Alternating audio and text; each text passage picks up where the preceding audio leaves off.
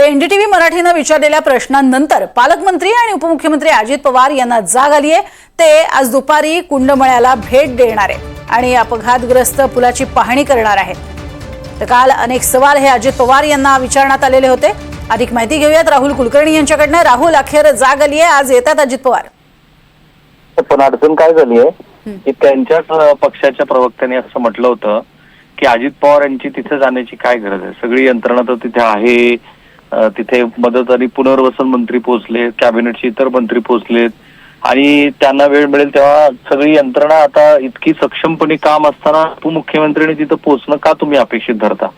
कालही आपण म्हटलं होतं की ते निव्वळ उपमुख्यमंत्री नाहीये, ते पालकमंत्री आहेत पुण्याचे।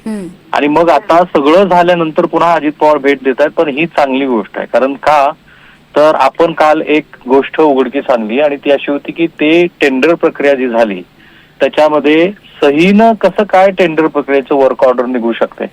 आता त्याबरोबरच 11 महिन्याचा डिले कसा झाला, आपल्या ह्या बातमीची आज सगळ्याच सोशल मीडियावरती चर्चा होताना दिसते आहे। लोक म्हणतायत की बरोबर आहे हा मुद्दा की 11 महिने 6 कोटीचा निधी आणि प्रत्यक्षात 8 कोटी 6 का 60 लाखाचं टेंडर, हा इतका दीर्घकाळ उशीर का झाला? तर अशा सगळ्या प्रश्नाची उत्तर आता अजित पवार यांना विचारली जातील। विचारल्यानंतर त्यांना ते सांगावं लागेल की नेमकं हे कशामुळे घडलंय।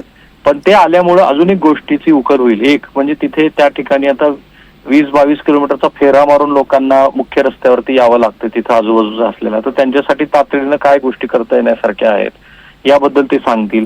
काही रुग्णालयामध्ये जिथे आता आयसीयू वॉर्डमध्ये 12-13 पेशंट आहेत, तर तिथे रुग्णांना डिपॉझिट मागितलं जातं आहे असं आपल्या इंटरव्ह्यूमध्ये रुग्णांचे नातेवाईक म्हणाले होते।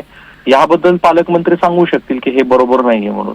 त्या दृष्टीने विचार करता पालकमंत्र्याची ही अत्यंत महत्वाची भेट गरजेची होती। मला खात्री आहे की ते त्यानंतर रुग्णालयामध्ये गेले तर रुग्णालयामध्ये सुद्धा अनेक लोकांशी त्यांचं बोलणं होईल। नेमका अपघात कसा घडला, कोणाची जबाबदारी, आजच चौकशी समितीची स्थापना झालेली आहे। पण पुन्हा आश्चर्यकारक पद्धतीनं 15 दिवसाची वगैरे मुदत दिली एवढ्या छोट्या गोष्टीसाठी की जी गोष्ट कागदपत्रात तुमच्याकडे उपलब्ध आहे किंवा वेळकाढूपणा आहे।